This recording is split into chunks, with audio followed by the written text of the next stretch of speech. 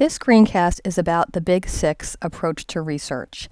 Decades of observation and study have found that students who are aware of the 6 steps and follow the 6 steps during their research experiences do much better on their end products. So we would like you to follow them as well. The first step of the Big Six is called task definition. This is when you define the problem, when you identify topics that you want to research, you start to come up with ideas for a thesis statement, you identify the information that you think you need. And then step 2 is employing information seeking strategies. This is when you ask yourself, what resources are available to me, and select the ones that you think would be the best depending on your topic. We always recommend that you go into the LibGuides to see what recommended sources have been placed there for your projects. Step 3 is location and access. Locating the sources that you need on the shelf or online, and then finding information within the source. You want to use these resources efficiently. So if you're using a book, make sure that you're using the index or table of contents.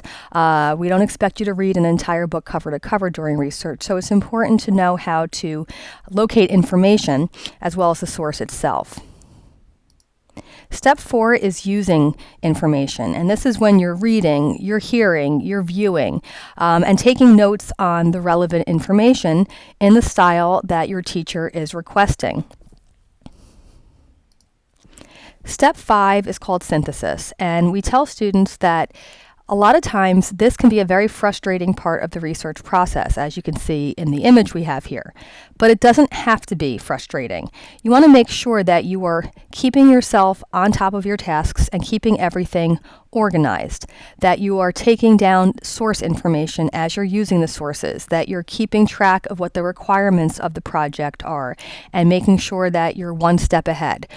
Because if you procrastinate or if you are not keeping on top of these things, synthesis can be a very frustrating aspect of the research process.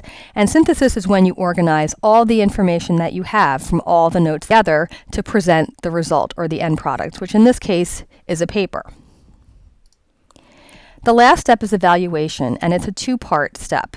First, you evaluate the end product. So you evaluate the paper, and before you hand it in, you should be checking off, did I use the required amount of sources I was supposed to?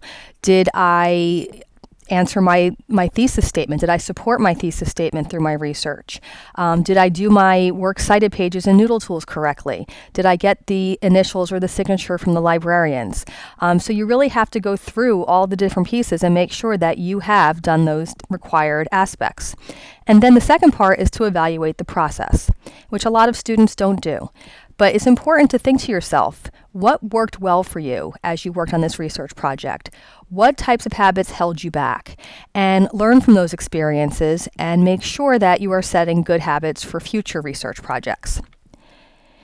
So that's the Big Six. If you have any questions about this research process, or if you need any help with it, just contact one of the librarians, and we're happy to further explain it if you need us to do that.